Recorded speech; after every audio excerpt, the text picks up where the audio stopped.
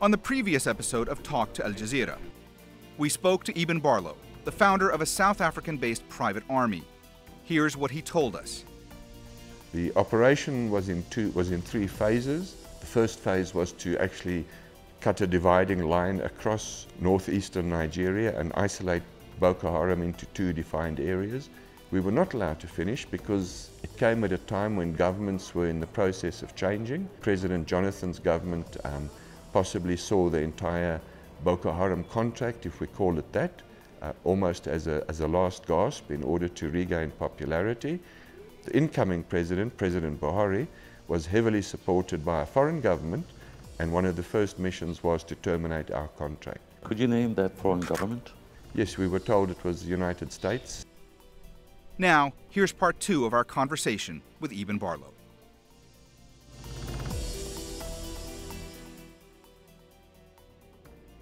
Let's talk more about money. Is it the only thing that would get you to accept a contract? And what jobs you have turned down? First of all, let's start with what we've turned down. I'm not going to go through the whole list, but I will take you back to a country which was known as Zaire, now known as the Democratic Republic of Congo, where a previous president asked us to get involved in assassinating one of his ministers. Who's that president? That was President Mobutu. He wanted his minister assassinated because the minister was caught stealing money. You know, we're not in the business of carrying out assassinations on behalf of governments. We will go in to help a government that's in a conflict situation and that has actually given up hope. And in fact, we're the last people they turn to. And sometimes it can be too late to actually help that government. I think the second part of that question is we're approached by governments. We don't go and tell governments that they must give us a contract. But we work in an area now where the playing field is very unlevel, and I say unlevel because governments have to pay us, whereas a lot of the foreign companies that come in are sponsored by their host government, so it costs the government nothing. So the coin is flipped to either pay the South Africans or the South African company to come in, or to take what's offered for free. Invariably, they take what's offered for free. And do you believe that it's free? No, of course not. There's always an exchange. There's always a string attached somewhere. And that string could be resources, influence, etc. We are still in Africa, but with another protagonist, the Russian Wagner. There have been reports that it has cloned your once pioneer company executive outcomes business model in Angola and Sierra Leone in securing their paychecks by way of mining concessions. Is this your business model? I think let's go back to the so-called mining concessions. That was a story sucked out of their thumbs by the pre-1994 South African military intelligence. I have the intelligence reports marked secret, claiming that we are being paid in oil and diamonds. And I've never been able to understand how men would work for a barrel of oil a day or a month or a week. We need funds, money to sustain ourselves. We need to be able to pay for medical expenses. We need to be able to feed our men, and we cannot do that on oil and diamonds. So let's just be very honest and straightforward about that. That is a lie. And the paper that published that, very interestingly, took it from an old South African military intelligence report, which tells me that somewhere, someone is feeding them disinformation, and in order to make it real are just perpetuating lies. So as far as that media outlet is concerned, I regard them with the contempt they deserve. Secondly, many companies have tried to clone executive outcomes, not only the Russian company. Companies in the West have tried to clone executive outcomes and have admitted to that. The irony is that as soon as the Russian company came in, suddenly they were the ones that cloned the company. And that story started as well in a media, in a mainstream media system, which claimed that I was actually responsible for helping them to establish Wagner. So, you know, when it comes to companies such as that and stories such as that, that myself or either STEP got involved in helping to establish Wagner, Just a piece of fake news that actually any normal, sensible person will discard with a contempt that deserves. Coming to Mozambique, these people came into Mozambique not understanding the conflict, not understanding the origins of the conflict, not understanding the operational environment, not understanding the area of operations, not even understanding the people and their culture, and rushed in. And that's not how you contain a conflict in Africa. If arrogance and overconfidence become the foundation upon which you operate, you are going to get hurt. In a previous single interview, you said, and let me quote you, "There are certain PMCs that enjoy the privileges of their own states. We are not." End of the quote. Reports say the Wagner is one of those companies that uses Russian army and navy transport facilities, and sometimes their combatants fight side by side with the Russian army. Does that represent unfair competition to your company? Well, of course it's unfair competition if you regard it as that. You know, Western PMCs or Russian and even Chinese that are operating on this continent make use of their national armed forces. Many of them, or most of them, are actually paid by their host governments. We do not have that luxury. We do not have a government that supports us in terms of a host government. So what we have to go and try and secure for the company, we have to do in such a way that the government is willing to pay us. And as I said earlier, the opposite side is they believe they're getting something for free, which they're not getting for free. But those are choices governments make. But it does actually muddy the waters substantially because of the way a lot of these people have behaved in Africa and have actually got involved in criminal activities. But ironically, the media chooses to always focus on executive outcomes and STEP, companies that have been successful, and those that commit crimes on this continent are ignored. They're never written about. The fact that they're supported by their own governments is never mentioned. And I actually find that a little bit hypocritical, because what it does say to me is that as long as Africa is in a state of conflict, a lot of people are very happy because they're making their money out of it. Do you think that Wagner is going to be a kind of a game changer in the continent? Well, I don't think so, unless they start learning lessons very, very quickly. I think what the casualties that Wagner suffered, and don't get me wrong, I do not rejoice when any Are you company... talking about the casualties in Mozambique? In Mozambique. I don't rejoice when any people are killed of a private military company or a national armed force, but they're going to certainly have to up their game and start realizing that this is not Europe that they're operating in, or the Middle East. It's a very different continent. But what happened to that once progressing and relaxed country like Mozambique? I mean, it was stable, progressing, and peaceful. Why such influx of PMCs? Ironically, they discovered oil and gas. It doesn't take rocket science to figure out that any country that discovers oil and gas is suddenly going to find themselves under severe threat from many quarters as people try to claim that oil and gas for themselves. We see in Mozambique, shortly after the oil and gas discovery was announced, a previous liberation movement known as Renamo suddenly reappeared with new equipment and new uniforms. Where did they get that from? So you can look at any country. Where do you think they're getting that from? Well, we can only speculate on that, so I don't have the proof of it. But it doesn't take rocket science to figure out who was up there when the oil and gas was discovered. Have a look at a country such as Zimbabwe, which does not have oil and gas. No one is interested in it. Look at a country such as the DRC, which is rich in minerals. Everybody has an interest in it. A country such as Nigeria that has oil, everyone is interested in it.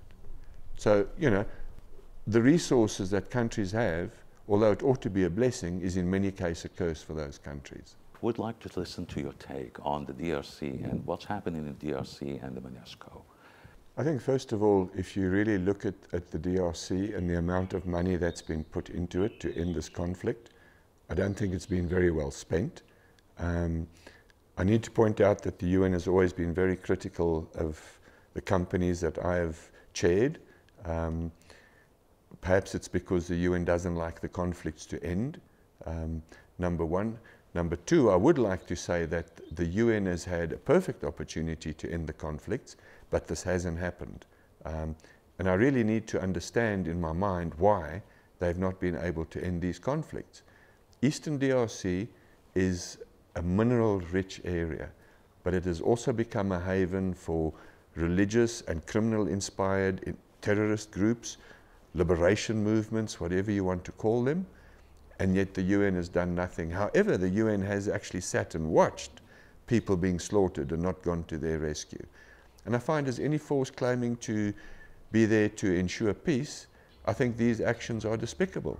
I cannot understand how people can claim that they want to secure peace and bring about peace when they watch people being slaughtered.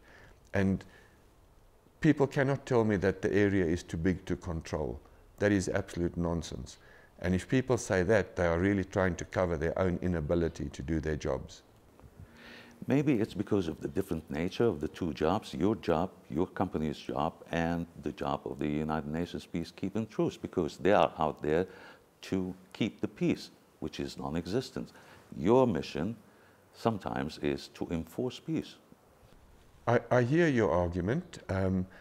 However, how do you keep peace between two warring countries? Why hasn't the UN intervened between General Haftar's people and the government in Tripoli? Why haven't they intervened in Syria if they're so concerned with keeping peace? And do not get me wrong, I'm not discounting the UN as an organization, but I'm saying there are elements in it that are certainly not doing their jobs. How can you claim to be peacekeepers if you can't keep peace? So to me, there's just a little bit of a twist on what's happening in there.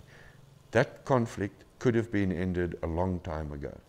But I think that there's both domestic and international will lacking, because there are many companies that are currently in the DRC exploiting those mineral resources illegally for their own benefit. And under the watchful gaze of the UN, we've seen this happen time and time again. However, the UN will target us and single us out, yet they hire contractors. They make use of PMCs to clear mines, to help move logistics, etc. But no one talks about that. And in that case, it tells me that there's actually a large amount of hypocrisy going on here.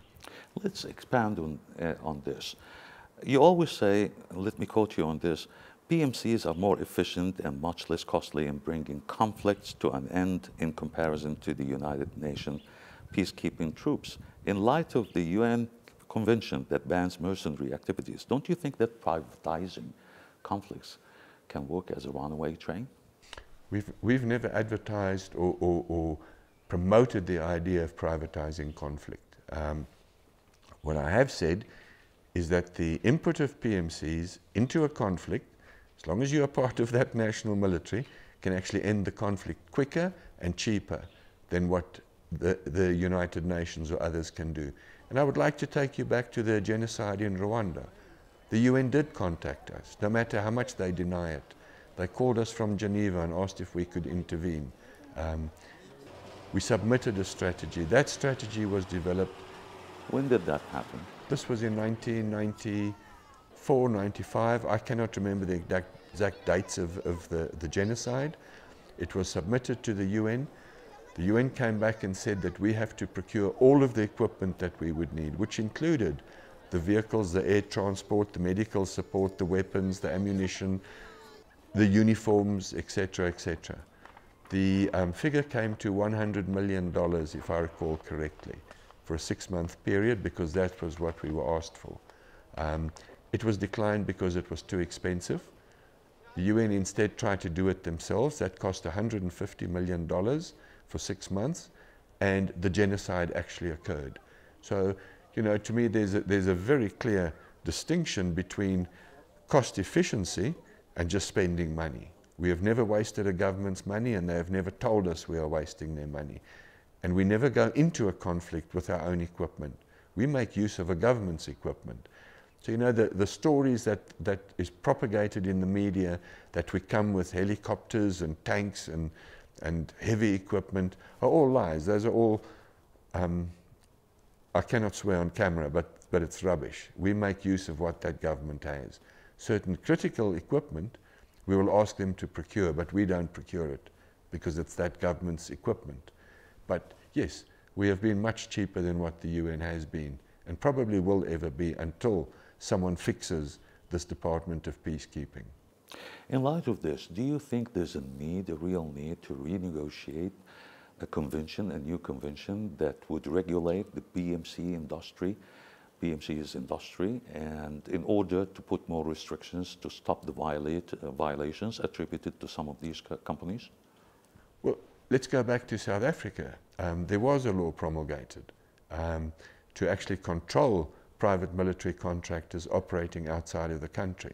I think South Africa found itself in a unique position. It had just gained independence, it had become, or democracy rather, and it suddenly felt that it owed this to Africa to prevent people running around causing conflict and mayhem across the continent. We actually contributed to that bill that was finally passed in Parliament for the simple reason that many companies set themselves up claiming to be executive outcomes, all illegally, all trying to get contracts under our name. We were one of the very first companies that were actually awarded a contract to operate or licensed to operate by the South African government. The media ever discounted that, and I was told it's not in the public's interest to know that. So if it's not in the public's interest to know that we actually have a license to operate, why do we then get a license to operate? Why are we then subjected to continual lies and disinformation about the company, and why do we actually have to put up with it? That's the one side of the coin. The other side of the coin is that this industry has given birth to many people that are nothing other than chancers. They will take whatever chance they have. They will deceive governments in order to secure contracts. Unfortunately, though, their deception leads to the loss of life on this continent. And unless Africa puts a stop to it, it's not going to end. But to stop it, governments need to develop very strong and decisive political will. Is this the reason why the same year you had yourself licensed in South Africa, you decided to dissolve your company? Well, first of all, I left Executive Outcomes because I'd been targeted for assassination several times in South Africa. I'd become exhausted from having to fight a battle against a threat in a foreign country, as well as the media, the South African Department of Foreign Affairs, certain private interests that were held with rebel movements, as well as South African military intelligence. And all of this was being fought in the media against us, although other actions were put in place to try and stop us, as I say, me being assassinated. I left Executive Outcomes because I was exhausted. I'd become mentally and physically exhausted of fighting this on a day-to-day basis. And how do you defend yourself against continual lies? You cannot. That said, that the closure of Executive Outcomes happened after I left the company. I'd left the company and it closed down approximately 6 months after I left. And the reason it closed down is something that they can best explain, the men to who I gave the company. But I was told that there were several arguments amongst themselves about the future of the company and who would get what. And governments didn't want to talk to them if I wasn't there. So I wasn't prepared to go back and just put myself through the same actions of having to fight the lies and deception of the media anymore. In spite of the United Nations Convention banning the mercenary activities, we know that the international organization hired some of the BMCs to do some jobs. Could you give us some examples? And why would you think that the United Nations would have such a convention and turn around and hire companies like yours? I can't speak on behalf of the UN. What I can say is that when we were in Sierra Leone, we assisted the World Food Programme to safely deliver food to people in isolated areas. At that stage, we were good enough for the UN. More recently, they've been contracting companies that provide the services of logistics to them, oftentimes medical support, the clearing of landmines, etc. So I don't understand what the whole argument is. Private military companies would not be necessary if national armies and the United Nations were able to actually fulfill their mandates. So I don't think the world should lay the blame before us. They should go and look why we exist. Did the African Union at any point use your expertise? No, the African Union has not made use of our services because it comprises government organizations. However, I have been a speaker at African Union conferences, especially in relation to the establishment of what's known as the African Standby Force, in which I was asked to deliver my opinion as to what could make a standby force work or not work. Your company, STEP, claims to have been operating in Africa, in Asia, in the Middle East. Could you give us some examples of these operations? We worked in South America, we worked in Indonesia. We were asked to go to Saudi Arabia after the massacre of the pilgrims had taken place. We liaised with the Saudi National Guard, gave our input, and obviously we've worked extensively across Africa. So you trained Saudi security on how best to keep the security for the pilgrims? No, we were asked to write a strategy for them, and that is what we did. We did not involve ourselves in the training, because that training was done by foreign armed forces, not private companies. Mr. Barlow, did you at any time execute an order or ordered assassination during the time you headed CCB, the Civil Cooperation Bureau, Executive Outcome, or STEP? I've never done that, and it's always interesting to me that this question is asked. CCB was a very covert wing of the South African Special Forces. The region I was in did not make up our own orders. We operated with orders from our hierarchy that were given to us. Any order that I received, whether I was in CCB or in the armed forces, never had to do with assassinating people. And secondly, within executive outcomes or STEP, anyone who says that is really looking for a fake story. These types of instructions have never been issued to anyone. But you have been ordered before to execute assassination, and you refused. Yes, I have been. There was an instance when I was in CCB where I was tasked on a mission, and I simply refused the mission because the person or persons, in my opinion, did not constitute a threat to the Republic of South Africa. So I'm not going to go out and murder someone in order to take revenge on behalf of a politician or someone else. And how did it end up? I ultimately lost my job. So you sacrificed your job for not executing the order? Well, I think we became politically expedient, but it was a good way to get rid of me, yes. In the middle of all these wars against you and your companies, recently you were appointed by the government of Sao Tome as honorary consul. How did that happen, and what are your plans within the new job as a diplomat? Well, first of all, Sao Tome approached me. I did not approach that government. I was also advised that several governments had discussed me as a potential option for their consul in South Africa. It was agreed I should get it for sacrifice and service to Africa. My job is to try and expand the interests of Sao Tome in South Africa and vice versa. And to that extent, a lot of work has already been done that will favor both South Africa and Sao Tome. Mr. Barlow, thank you very much for talking to Al Jazeera. Thank you very much for the opportunity.